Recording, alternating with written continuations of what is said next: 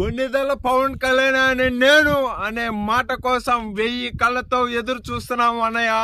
జై జనసేన, జై mega family, జై రామ్ చరణ్. కొన్నిదల పవన్ కళ్యాణ్ అనే నేను